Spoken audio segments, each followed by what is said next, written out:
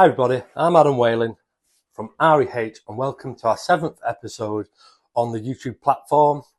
And today I'm going to be talking all about compressor size and importance of flow and getting the suitable compressor for your type of relining that you're doing. So in my subcategory of pipe relining, which is 4 to say 15-inch hot curer, ambient curing versions on domestic properties, ideally you want a rotary screw compressor with 35 CFM, a Kaiser. I know Able are doing them now because they're compatible for when you get your cutter or if you already have one. But it's also very important for the flow. So you're getting lots of flow when you're working your callies, ensuring that you have enough flow to blow off your liners, and they're just reliable. If you're using, say, a small piston compressor like that one over there, and it's hooked up to electric, if you've got leaks and it's constantly going, it's going to burn out and you're going to have big problems. So you've got to buy the right type of compressor for the type of lining that you're doing, okay? With regards to patching, doing your satellites, they always leak, so you can't have like a tiny little compressor like, say, this one. I mean, if you've got a bit of a leak on a satellite and you've got something like this, a 7-litre Senko, it's going to blow up pretty fast and you're going to have a big problem. So a small error like that or misjudgment in compressor size could result in you potentially cutting for days or doing a bathroom reno. So it's super important. I only keep this one for when I've got leaks on my inversions. I can fill up the drum and then just on downstream shots and just replace it with air, so it's just topping up. These are handy for that. I've obviously got a bigger one for patching and then another bigger one for shooting. It's always good to keep spares. So just ensure that you've done a bit of research and you know that your compressor is up to the task, because that is when you need it the most. When you're inverting your liners, you need reliability and the right type of compressor, because when you've got all that resin mixed out, say you've got 30 meters of 6-inch and you've made a miscalculation on your compressor, you're in for a bad day. So yeah, good compressors and the right one for the job. But I'm going to do a bit of a demonstration on something that can help and negate any problems you have with your compressors. And I know a lot of lads know that they should band the liners when they wet out the liner and put a couple of bands on. But I'm going to explain why and demonstrate why. So you've got a group of lads that don't do it and don't know if they should do it. You've got some lads that do it but don't know why, and they've got other lads that know and know why, and that's why they always do it. So I'm going to show you a good demonstration. Hopefully you might learn something today. So let's have a look. So this is how you band the liner. So just say, for instance, we've wet out 20-30 meters, or more importantly on the really short ones. It's so important on the short ones that, say you're doing a 4-meter 6-inch shot down a shaft or a BT, especially BTs, because it comes off the drum really quick and it's a small shot and you've got a small internal cubed area. You haven't got that big body of air to keep momentum and blow off, as opposed to, say, a 40-meter 6-inch shot. You could be at low pressure, but because there's so much air trying to escape, that's what gives you momentum. As opposed to, say, a 2-meter shaft, it's going to come off the drum at the halfway point, which is 1 meter. And because of the small internal cubed area, you haven't got much internal, like a mass of air to keep momentum. So if air starts to escape through your liner and you haven't got a big enough compressor, big enough flow, or say it conks out on you, it's not gonna invert all the way. And if it's around a trap or on a bend, it's going to stay folded in itself, and then you've got a problem. There's a few things you can do to try and fix it, but there's one thing you can do that will stop it from happening in the first place, and this is it. It's really important. You wet out your liner, and then you've got your vac, you've got all the excess out, you chop it, you get your oppo, he holds it vertical like that, and he just does a fold with the center being that way, not that way, this way. And what you do you get, it's a bit tricky with just me, so you double it over like that. Here goes, you put one there, then you put another one right on the end. And then what I do is I put a glove over it like that, and this stops any resin, because as it's exiting your drum, it's going to, once you keep doing it, resin's going to be falling onto the internal surface of the drum, and then it gets hard, and it actually can sometimes get sharp and cut the line as it's exiting. But only do that on downstream shots, because then it blows off downstream and goes away. If you do it on upstream shots, it can blow off, come back at you, and 9 times out of 10 it'll be right on the end of the liner and you'll have to flapper it out. So yeah, put a glove on it on downstream. On upstream shots, don't do it because it'll come back at you. And just put one more band here. Right. And this will ensure that you don't pre-blow off, especially with your bigger liners. So I'm going to demonstrate now why we do this, and you should do it every single time for peace of mind. It ensures a nice, clean, crisp blow off. It also ensures that you can roll your liners in at the lowest possible pressure, because that will ensure that you're not stretching your liner. Because if you say you got a 30-40 meter 4-inch shot and you absolutely fang it and chuck loads of air into it, it's got this like building up, because it's under pressure at the point of inversion. It's constantly stretching along its whole length, and that's why liners shoot long. They should go in at the lowest possible pressure. Therefore, when you're shooting your Cali, it makes it nice and easy to get your retraction and get the last joint. You have more control. You don't want to be stretching your liners going in, okay? Because if they're fully stretched out, that means that they're less likely to be compressed radially against the sides. So lowest possible pressure when shooting your liners, and this will help you to ensure that you always blow off, okay? And I'm going to demonstrate why now. So here's the demonstration. It's a little bit crude, but here it is.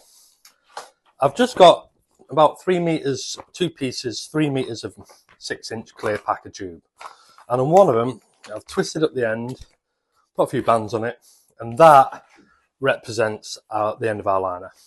And on the other one I haven't, and I've just rigged it up to standard patching compressor and set the reg to about 0.5 of a bar. So we're getting really poor flow.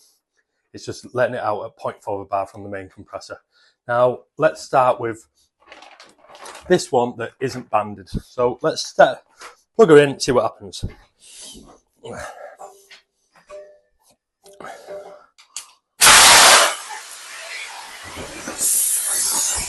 It comes to the end, gets to the end, and look at that.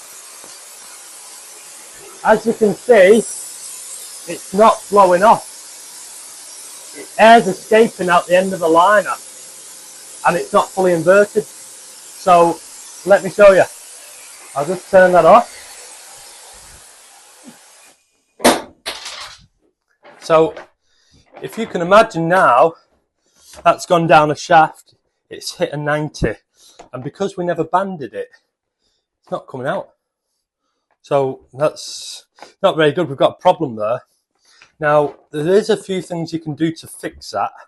The first thing you can do is you can take off, open up your drum lid, get about the 20-litre buckets, the Bunnings, or the what are they in the USA?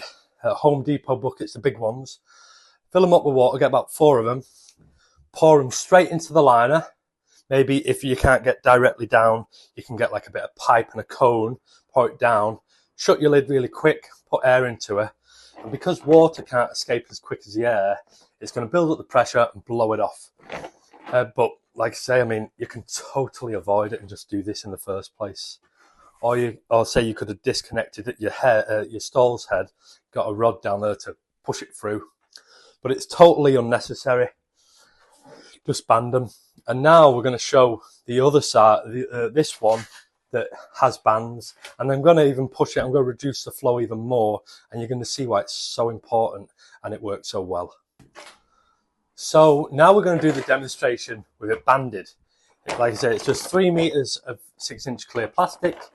put a few bands on the end, and then hooked her up. Let's have a go. Let's see what happens.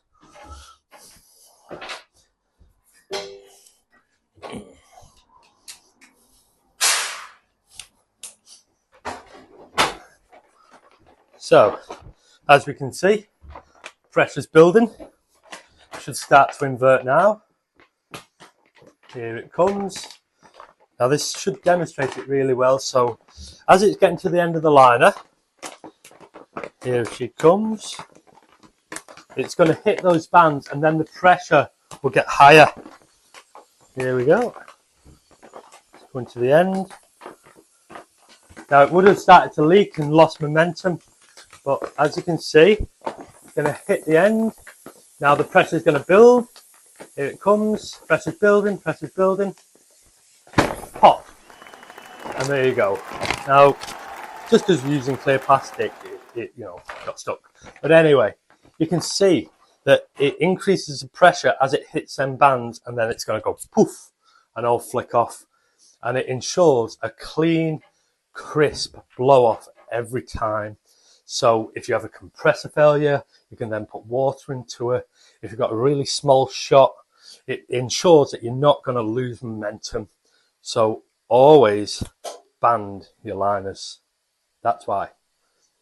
So as a trainer of people that's new to the industry, I always say learn from my mistakes. It's so much cheaper and quicker. And some do, some don't. But I'm going to share with you now why these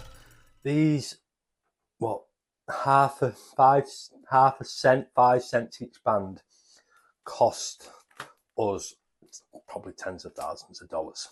I was on a project, I'm not going to name the companies or the true locations, but I was on a project about 7 years ago in a very well-known hospital, working on the 10th floor, and we were shooting a 9-inch liner into aerial cast iron drainage that picked up a flat roof. It was 9-inch cast iron, and because it was on the 10th floor, we couldn't get the big rotary compressors up there. It was near an ICU ward. We got a 4-day weather window, and we were lined in the cast iron that was hung on the 9th floor that picked up the flat roof on the very, very top. Below us was an ICU ward with CAT scanners and all that. Millions and millions of dollars. So every time it rained, it was leaking out the cast iron and dripping around the patients. So we got tucked in there to line it all because it was super heavy, and it was all like proper hung up with thick metal bars and everything. And because we couldn't get the rotary compressor up there, we took still a good electric flow compressor, and we're shooting 9-inch structural liners through the cast iron, and we didn't band it. And this is like, it hit the bend because we're terminating just around the bend. The liner hit the bend, slowed down, but then it wouldn't blow off. So we had about this much just leaking air and wouldn't blow off. It started to go off, and it set inside the cast iron drain. We spent the next 48 hours working straight through, ripped out the ceiling, cutting all the cast iron out, and had to replace it. We had like 8 lads on board working. Like we didn't have hot works permits arranged or anything, but then we had to do emergency hot works permits. I worked like 24 hours straight. I was grinding like that. Almost fell asleep, leaned forward, and the grinding wheel hit the front of my face. I had glasses on though. And it all happened because we didn't band it. Just band the liners and learn from my horror story. Band your liners and you'll never have it. So for the cost of 5 cents worth of elastic bands, it cost 8 people working 48 hours straight in a hospital to band your liners. So I hope that little crude demonstration just gets you thinking a different way about inversions. Not just the things you can see overground, but actually what's happening internally. And like I would say, taking your relining to the next level and learning from other people's mistakes is always easier. And if you do that, you're going to become a good reliner. So I hope, like I say, I always hope that these videos help you and can take you to that next level. And I'd love for any feedback, anything you'd like me to talk about. And if you need any training in the New South Wales area or even in Victoria, Queensland, just reach out to me and I'll share my knowledge. So I'm Adam Whaling from Relining Equipment Hire. Hope you enjoyed our 7th episode. Love your lining. I do.